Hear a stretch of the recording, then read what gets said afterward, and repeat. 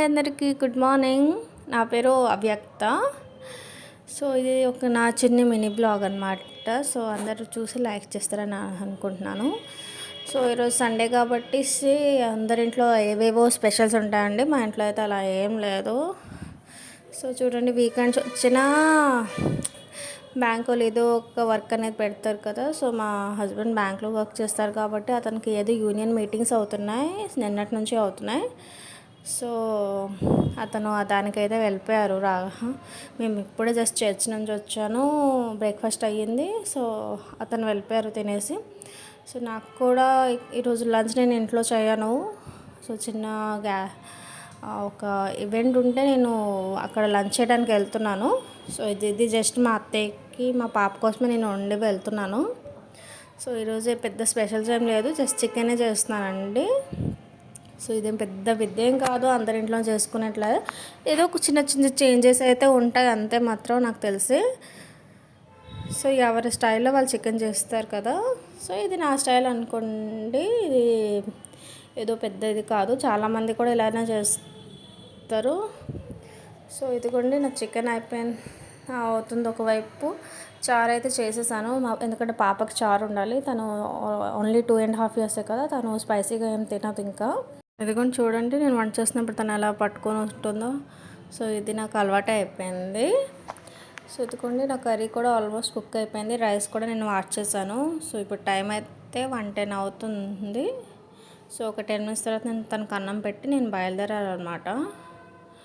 So అది video అయితే నేను చేయలేదండి, ఎక్కడికి వెళ్ళాను అంటే ఎక్కడికి వెళ్ళలేదు. మా అపార్ట్మెంట్లోనే కిందనే భోజనాలు అయ్యాయి. అది ఒక చనిపోయారనమాట. సో పెద్ద కర్మ అంటారు కదా, దానికోసం అయితే వెళ్ళాను. సో ఇదైతే నైట్ అనమాట. సో చపాతీలు చేసుకుంటున్నాను. మా హస్బెండ్ అయితే ఇంకా రాలేదు. సో నాకు మా అత్తయ్యకి చపాతీలు చేసుకుంటున్నాను. పాపకు ఆల్రెడీ నేను అన్నం తినిపించేసాను. ఇప్పుడు ఆల్మోస్ట్ 8 అవుతుంది కదా. ఇది నాకు మా అత్తయ్య కోసమే చేసుకుంటున్నాను. సో ఇది ఇద్దరి కోసం చపాతీలు చేసుకొని మరి ఇక వెళ్ళడమే. సో అందరూ ఎక్స్పెక్ట్ చేస్తారు కదా, సండే అయితే బయటికి వెళ్ళాలి హస్బెండ్తో ఎక్కడికైనా.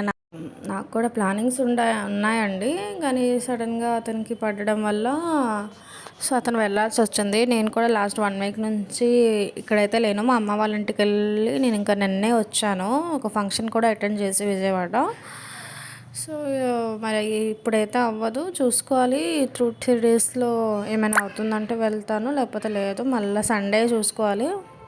సో ఇదేనండి నా రొటీన్ అనమాట. చపాతీ చేసుకొని నేను మా అత్త ఇంకా డిన్నర్ చేయాలి. సో నాకైతే ఇప్పటికీ ఒక 10 years నుంచి నేను చపాతీలు చేస్తున్నాను కాబట్టి నాకు పెద్ద కష్టమేమి ఉండదు. అలా అని చెప్పి నేను రౌండ్గా చేస్తాను, నీట్గా వస్తాయని అయితే చెప్పను. ఒక్కోసారి రౌండ్గా బాగా వస్తే, ఒక్కోసారి షేప్ అయితే మారిపోతుంది. నేను ఆ షేప్ గురించి అయితే నేను అంత పట్టించుకోను. సో నాకు అలవాటు అయిపోయింది కాబట్టి నా చపాతీలు అయితే సాఫ్ట్గానే వస్తాయండి. సో నేనైతే ఆయిల్ అస్సలు వేయను, ఇలా డైరెక్ట్గానే పొయ్యి మీద కాలుస్తాను అన్నమాట. సో వితౌట్ ఆయిలే చేస్తాను. అత్తయ్యకి డయాబెటిక్ కాబట్టి ఆవిడ ఎక్కువ ఆయిల్ తినకూడదు. సో అలాగే మాకు అలవాటు అయిపోయింది, ఒక్కొక్కరికి ఎందుకు ఒక్కొక్కలా చేయాలి అని. సో ఇది మా రొటీన్ అండి. నా చపాతీలు అయితే ఆల్మోస్ట్ అయిపోయాయి. సో చికెన్ మధ్యాహ్నం చేశాను కదా, కొంచెం వెయిట్ చేసుకుంటే సరిపోతుంది కదా అని వెయిట్ చేసుకుంటున్నాను. అత్తయ్య ఎక్కువ ఉప్పు కారాలు తినరు. సో జస్ట్ నా కోసమైనట్టే కొంచెం ఆవిడకి తీసేసి నేను కొంచెం మసాలా ఉప్పు యాడ్ చేసుకుంటాను. నేను మధ్యాహ్నం తినలేదు కాబట్టి ఇప్పుడు నేను కొంచెం యాడ్ చేసుకుంటాను అంతే.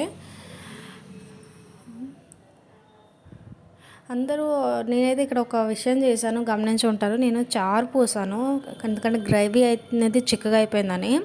సో చాలామంది ఇంట్లో చాలా చూస్తే నేనైతే వాటర్ అయితే పోయినండి, మళ్ళీ చప్పగా అయిపోతుంది కదా. సో నేను చారు పోస్తాను. ఇదైతే నేను మా అమ్మ దగ్గర నేర్చుకున్నాను. తను అంతే, ఎప్పుడైనా గ్రేవీ థిక్ అయిపోయింది అనుకో కొంచెం ఒక గరిటె చారు పోస్తుంది. సో అందుకే నేను పోసి కొంచెం ఉప్పు కారం సెట్ చేసుకొని తింటున్నా. సో ఎవరికైతే చపాతీ అండ్ కాంబినేషన్ నచ్చుతుందో చెప్పండి. నాకైతే చికెన్తో రైస్ కాంబినేషన్ అయితే బాగా నచ్చుతుంది. టేస్ట్ అయితే చాలా బాగా వచ్చిందండి. సో ఈరోజుకి నా వీడియో ఇంతవరకే. Thank you for watching.